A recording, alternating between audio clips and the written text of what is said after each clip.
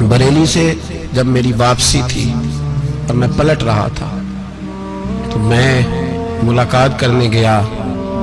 میری طبیعت میں یہ رانائی تھی کہ خدا خیر کرے، میں پلٹ رہا ہوں.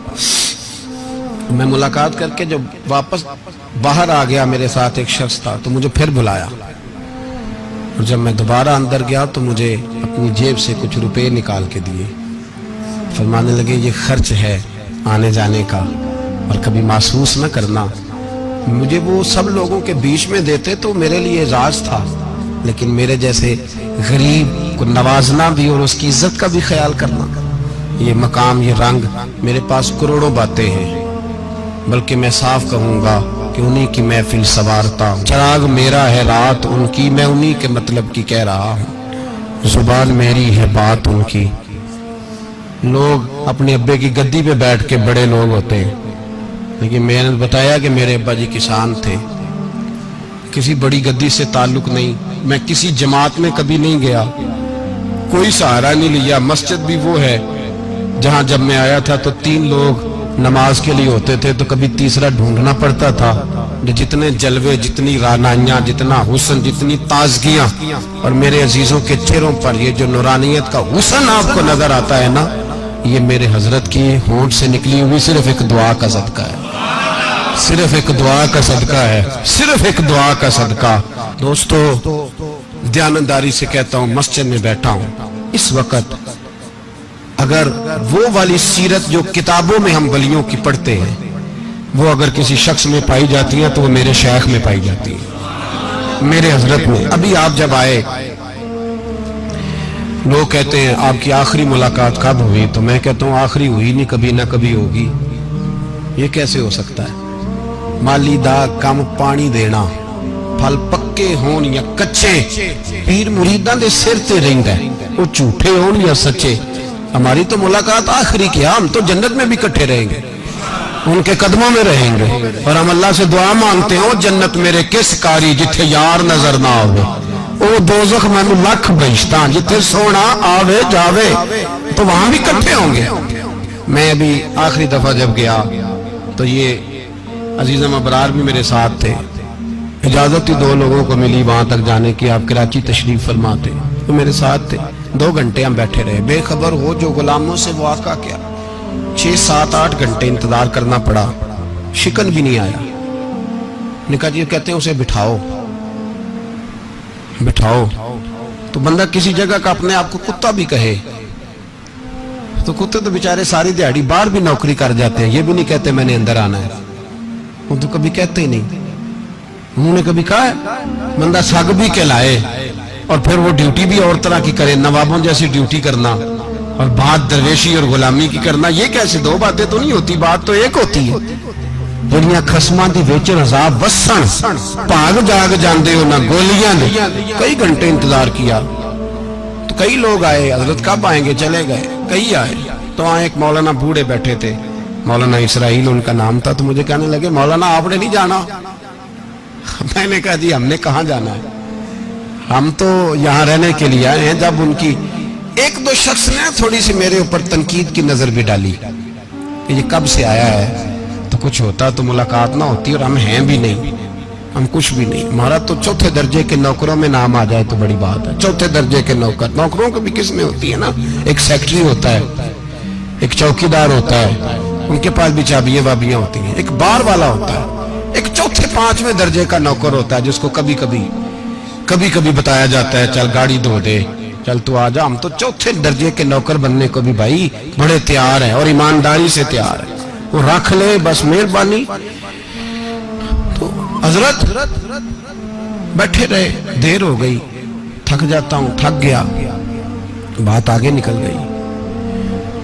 اب بیٹھے تھے تو تنہائی تھی. مجمع ہوا نا، جب مجمع بار محفل پہ حضرت ہمیں نہیں ملے، بار سیدھے مجلس پہ کئی سالوں کے بعد ملاقات ہوئی.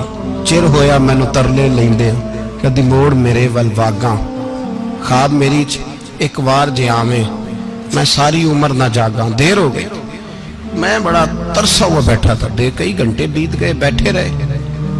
مرضی ہے نا جی، یہی رس بولے تھے، وہ دی مہربانی.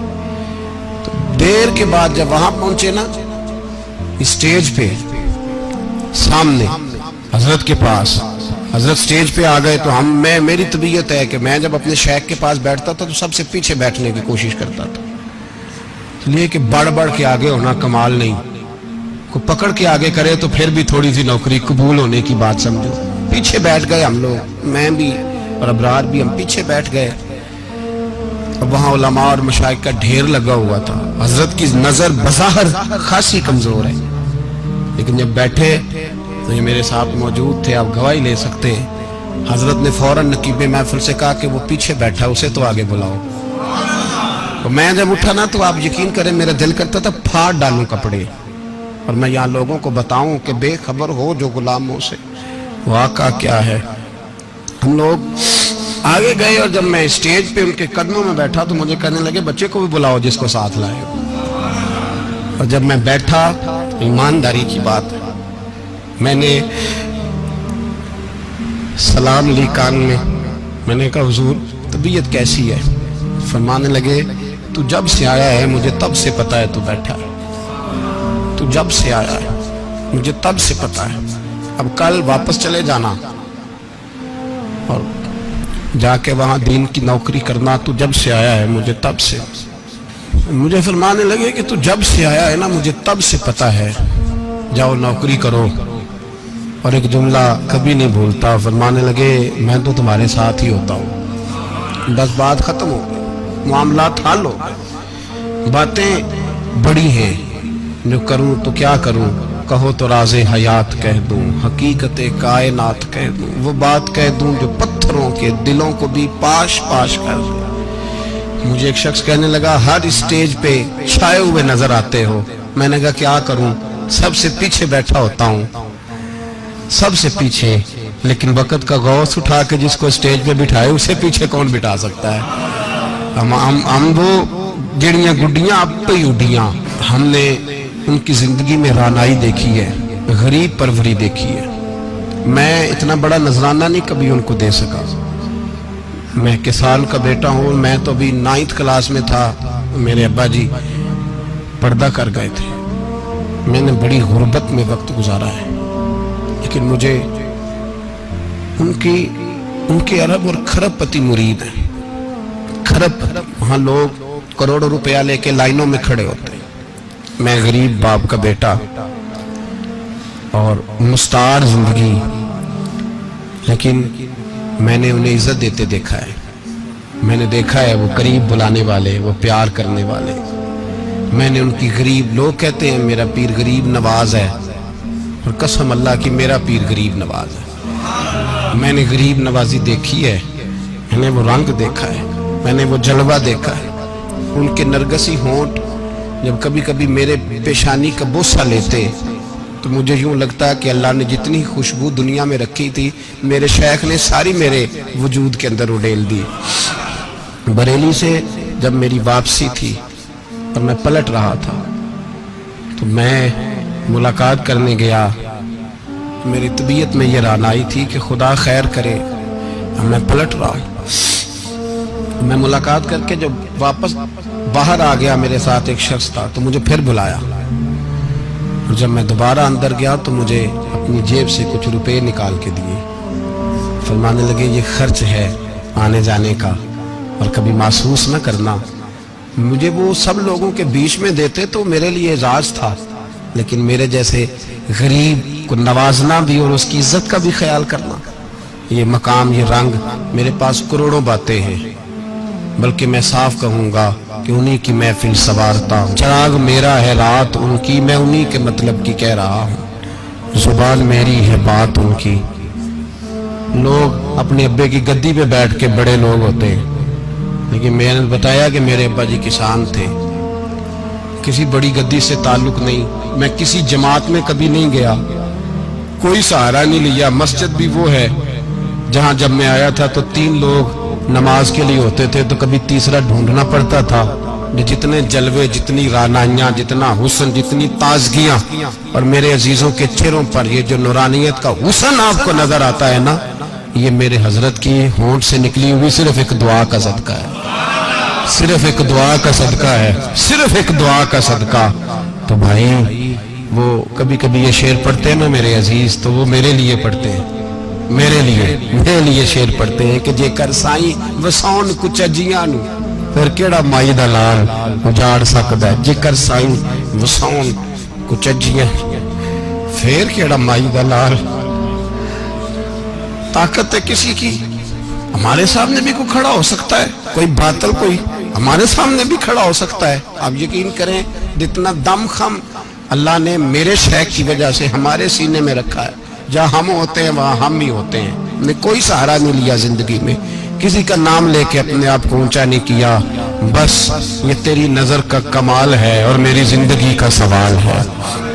اور اس نظر پہ میں نے کہا مریں گے تو کفن پہ بھی نام لکھائیں گے، اور مریں گے تو قبر پہ کتبہ بھی تیرے نام کا لکھائیں گے، اور یہی جلوے لے کر کے انشاءاللہ جائیں گے، اسی نام سے پہچانے جائیں گے، اور انشاءاللہ وہاں بھی غلاموں کا رنگ نرالا ہی ہوگا۔ باتیں ہو ہی نہیں سکی، بھی تو ایک پہلو کھلا ہے، ابھی تو دفتر پیچھے پڑے، انشاءاللہ پھر ایک نشست رکھوں گا، ان کی باتیں پھر چھیڑوں گا، اور یہ باتیں ہوتی رہیں گی انشاءاللہ تعالی۔ مجھے لوگ پوچھتے ہیں ہر تقریر میں کہتے ہو میرے حضرت فرماتے ہیں، تو میں نے کہا کیا کروں، میں تو فرماتا ہی نہیں۔ آپ یقین کریں تیاری کوئی کرتا ہوں، جمعہ میں تقریر کوئی اور ہو جاتی ہے، وہاں کچھ اور کتابیں کچھ اور دیکھ کے آتا ہوں، یہاں کچھ اور ہو جاتی ہے، پھر سمجھ آتی ہے کہ تو بولنے والا ہے ہی نہیں، کوئی اور ہے جو تجھے سبق پڑھاتا ہے، جو تجھے کہتا ہے اس طرح کر کے بات کر، اس طرح کر کے۔ ایک شخص مجھے ناروے سے رات فون کر رہا تھا، کہنے لگا حضرت صاحب آپ کی باتیں میرے سیدھے دل میں لگتی ہیں، اور یہاں بیٹھ کے صحیح ہو گیا ہوں، فیس بک پہ سن کے وجہ کیا ہے؟ میں کہتے مجھے بھی نہیں پتا، مجھے پتا ہو تو میں بتا نہ دوں، یہ مجھے نہیں پتا بھائی، مجھے کیا خبر کہاں یہ مسجد جو کہاں دنیا سے بھی دور ہے، اور کہاں ناروے اور کہاں لندن اور کہاں سارا زمانہ اور کہاں یہ دنیا، ہمیں نہیں پتا۔ بس اتنی بات ہے کہ مالی دا کم پانی دینا، پھل کچے ہون یا پکے تو پیر مریداں دے سر تے ہی رہندا ہے، جھوٹے ہون یا سچے، یہ پکی بات ہے، یہ کنفرم بات ہے۔ اور مجھے تو کبھی کبھی لگتا ہے وہ صرف میرا ہی خیال نہیں رکھتے، جو مجھ فقیر سے جو وابستہ ہیں ان کا بھی بڑا خیال رکھتے ہیں۔ کئی دفعہ مجھے اپنے کئی عقیدت مندوں مریدوں کے پیچھے ان کے جلوے نظر آتے ہیں، مجھے ایسے لگتا ہے جیسے چھا گئی ہے ان پر میرے حضرت کی نورانیت، مجھے رنگ نظر آتا ہے اپنے درویشوں میں ان کے حسن کا۔ بس دعا کرے تا ابد آستانہ یار رہے، وہ آسرا ہے غریبوں کا، وہ برقرار رہے، وہ آسرا ہے غریبوں کا، وہ برقرار رہے۔ آخر دعویٰ الحمدللہ رب العالمین۔